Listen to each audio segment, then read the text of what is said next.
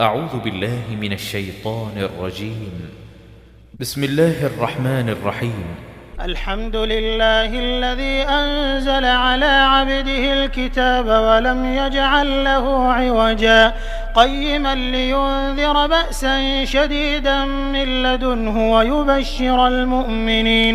ويبشر المؤمنين الذين يعملون الصالحات أن لهم أجرا حسنا ماكثين فيه أبدا وينذر الذين قالوا اتخذ الله ولدا ما لهم به من علم ولا لآبائهم كبرت كلمة تخرج من أفواههم إن يقولون إلا كذبا فلعلك باخع نفسك على آثارهم إن لم يؤمنوا بهذا الحديث أسفا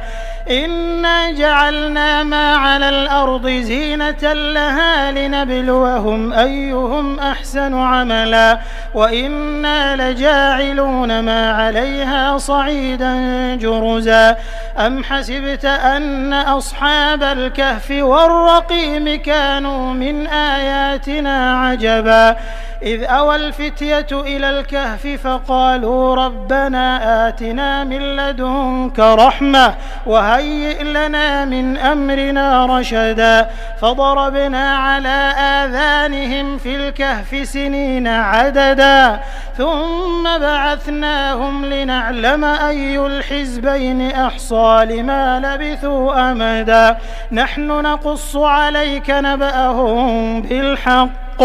إنهم فتية آمنوا بربهم وزدناهم هدى وربطنا على قلوبهم إذ قاموا فقالوا ربنا رب السماوات والأرض لن ندعو من دونه إلها لقد قلنا إذا شططا هؤلاء قومنا اتخذوا من دونه آلهة لولا يأتون عليهم بسلطان بين فمن أظلم ممن افترى على الله كذبا وإذ اعتزلتموهم وما يعبدون إلا الله فأووا إلى الكهف ينشر لكم ربكم من رحمته ويهيئ لكم من أمركم مرفقا وترى الشمس إذا طلعت تزاور عن كهفهم ذات اليمين وإذا غربت تقرضهم ذات الشمال وهم في فجوة منه ذلك من آيات الله من يهد الله فهو المهتد ومن يضلل فلن تجد له وليا مرشدا وتحسبهم أيقاظا وهم رقود ونقلبهم ذات اليمين وذات الشمال وكلبهم باسط ذراعيه بالوصيد لو اطلعت عليهم لوليت منهم فرارا ولملئت منهم رعبا وكذلك بعثناهم ليتساءلوا بينهم قال قائل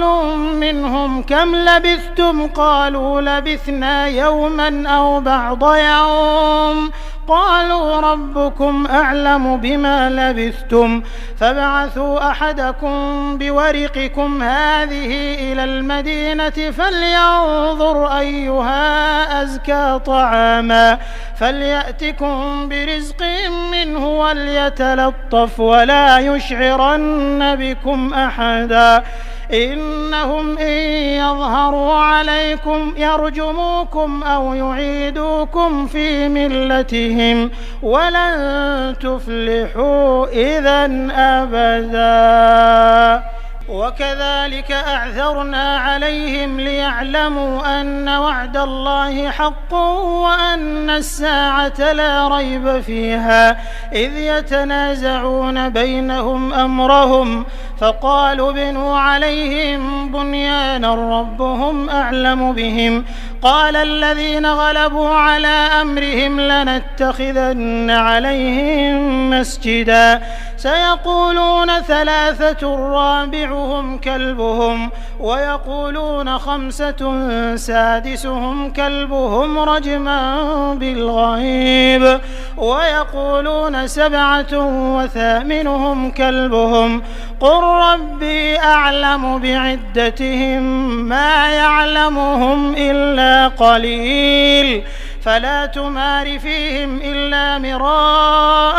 ظاهرا ولا تستفت فيهم منهم أحدا ولا تقولن لشيء إني فاعل ذلك غدا إلا أن يشاء الله واذكر ربك إذا نسيت وقل عسى أن يهديني ربي لأقرب من هذا رشدا ولبثوا في كهفهم 300 سنين وازدادوا 9 قل الله أعلم بما لبثوا له غيب السماوات والأرض أبصر به وأسمع ما لهم من دونه من ولي ولا يشرك في حكمه أحدا واتل ما أوحي إليك من كتاب ربك لا مبدل لكلماته ولن تجد من دونه ملتحدا واصبر نفسك مع الذين يدعون ربهم بالغداة والعشي يريدون وجهه ولا تعد عيناك عنهم تريد زينة الحياة الدنيا ولا تطع من أغفلنا قلبه عن ذكرنا واتبع هواه وكان أمره فرطا وقل الحق من ربكم فمن شاء فليؤمن ومن شاء فليكفر إنا أعتدنا للظالمين نارا أحاط بهم سرادقها وإن يستغيثوا يغاثوا بماء كالمهل يشوي الوجوه بئس الشراب وساءت مرتفقا إن الذين آمنوا وعملوا الصالحات إنا لا نضيع أجر من أحسن عملا أولئك لهم جنات عدن تجري من تحتهم الأنهار يحلون فيها من أساور من ذهب ويلبسون ثيابا خضرا من سندس واستبرق متكئين فيها على الأرائك نعم الثواب وحسنت مرتفقا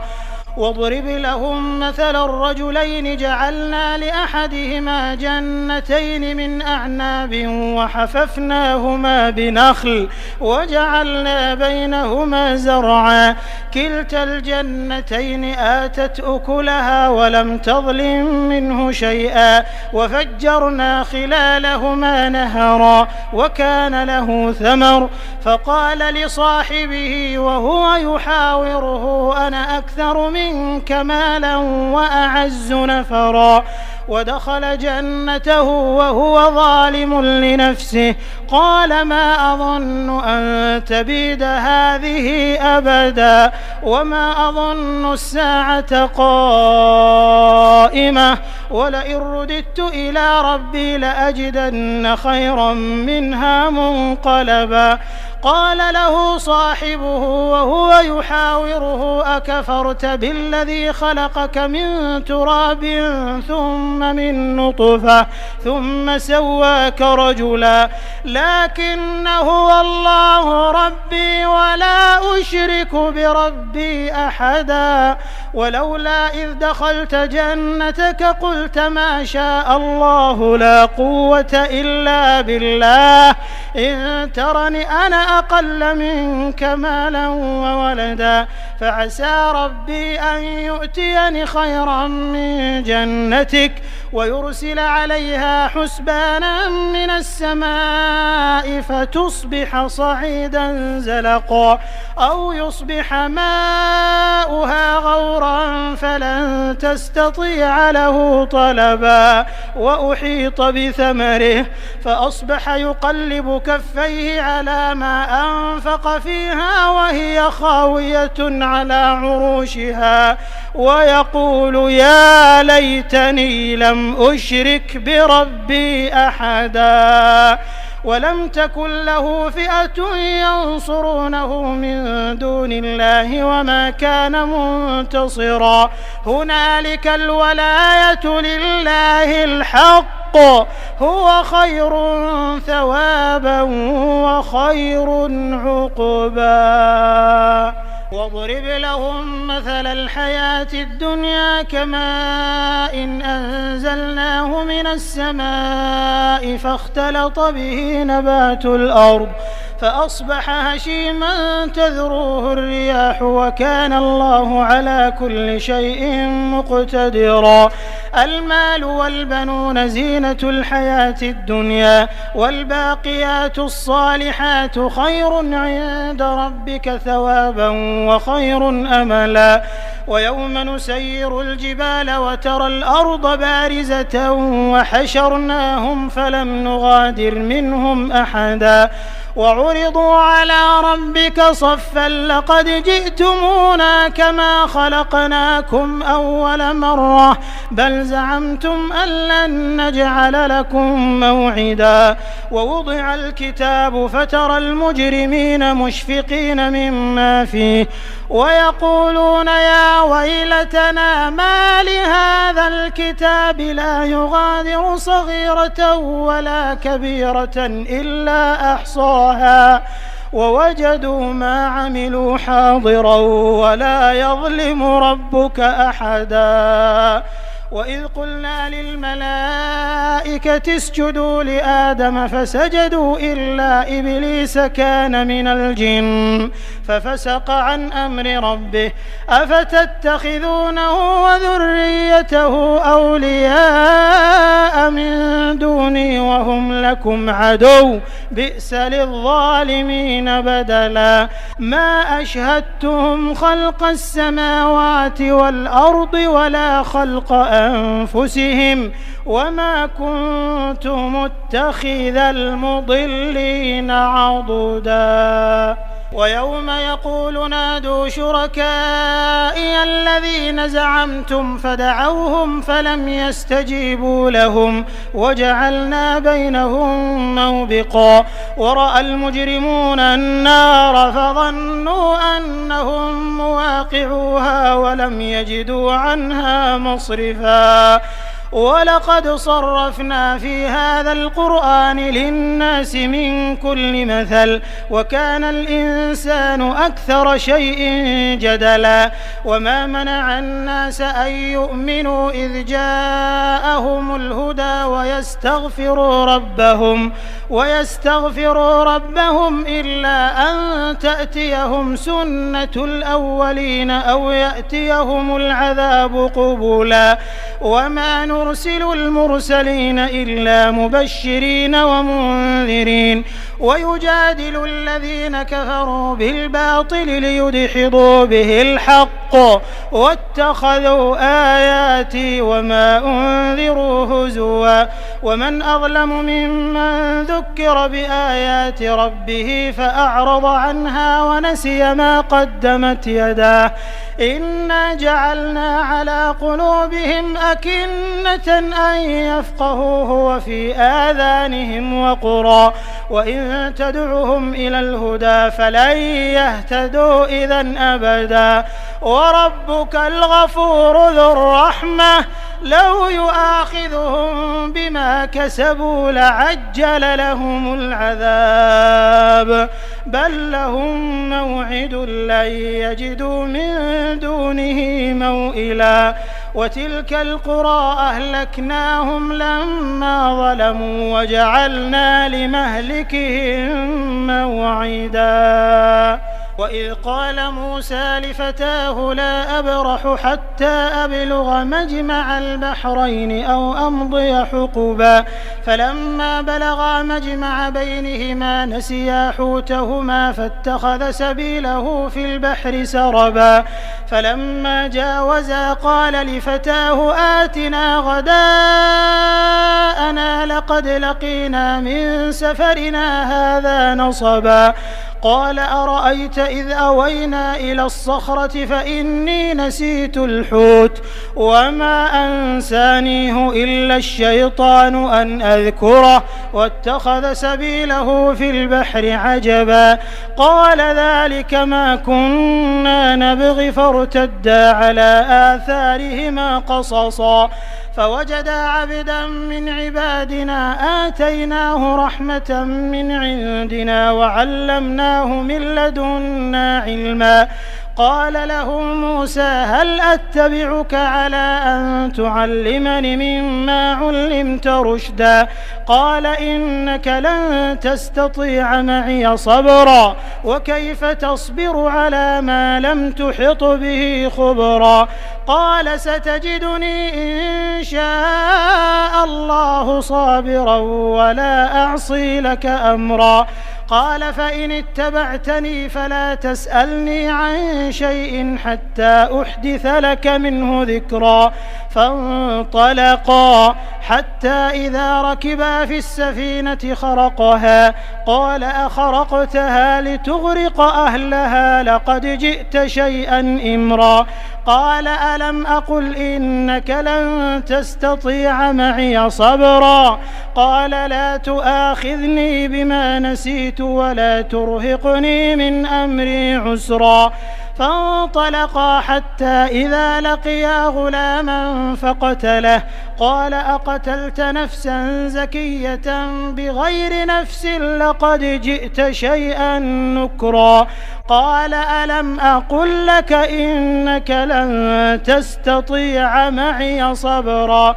قال إن سألتك عن شيء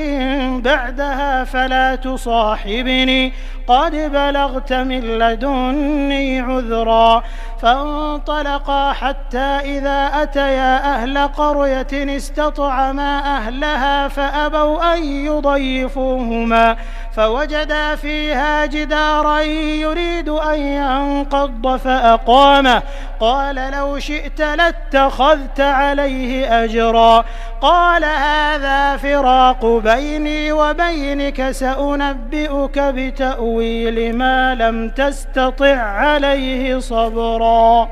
أما السفينة فكانت لمساكين يعملون في البحر فأردت أن أعيبها وكان وراءهم ملك يأخذ كل سفينة غصبا وأما الغلام فكان أبواه مؤمنين فخشينا أن يرهقهما طغيانا وكفرا فأردنا أن يبدلهما ربهما خيرا منه زكاة وأقرب رحما وأما الجدار فكان لغلامين يتيمين في المدينة وكان تحته كنز لهما وكان أبوهما صالحا فأراد ربك أن يبلغا أشدهما ويستخرجا كنزهما رحمة من ربك وما فعلته عن أمري ذلك تأويل ما لم تسطع عليه صبرا ويسألونك عن ذي القرنين قل سأتلو عليكم منه ذكرا إنا مكنا له في الأرض وآتيناه من كل شيء سببا فأتبع سببا حتى إذا بلغ مغرب الشمس وجدها تغرب في عين حمئة ووجد عندها قوما قلنا يا ذا القرنين إما أن تعذب وإما أن تتخذ فيهم حسنا قال أما من ظلم فسوف نعذبه ثم يرد إلى ربه فيعذبه عذابا نكرا وأما من آمن وعمل صالحا فله جزاء الحسنى وسنقول له من أمرنا يسرا ثم أتبع سببا حتى إذا بلغ مطلع الشمس وجدها تطلع على قوم لم نجعل لهم من دونها سترا كذلك وقد أحطنا بما لديه خبرا ثم أتبع سببا حتى إذا بلغ بين السدين وجد من دونهما قوما لا يكادون يفقهون قولا قالوا يا ذا القرنين إن يأجوج ومأجوج مفسدون في الأرض فهل نجعل لك خرجا على أن تجعل بيننا وبينهم سدا قال ما مكني فيه ربي خير فأعينوني بقوة أجعل بينكم وبينهم ردما آتوني زبر الحديد حتى إذا ساوى بين الصدفين قال انفخوا حتى إذا جعله نارا قال آتوني أفرغ عليه قطرا فما استطاعوا أن يظهروه وما استطاعوا له نقبا قال هذا رحمة من ربي فإذا جاء وعد ربي جعله دكاء وكان وعد ربي حقا وتركنا بعضهم يومئذ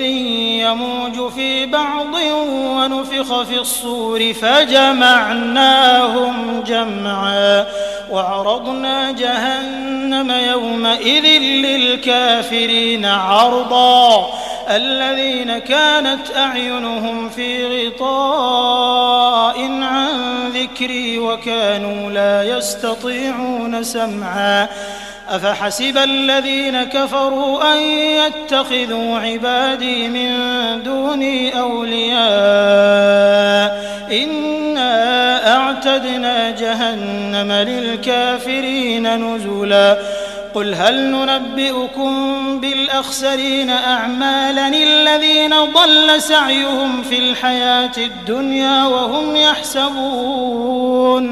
وهم يحسبون أنهم يحسنون صنعا أولئك الذين كفروا بآيات ربهم ولقائه فحبطت أعمالهم فلا نقيم لهم يوم القيامة وزنا ذلك جزاؤهم جهنم بما كفروا واتخذوا آياتي ورسلي هزوا إن الذين آمنوا وعملوا الصالحات كانت لهم جنات الفردوس نزلا خالدين فيها لا يبغون عنها حولا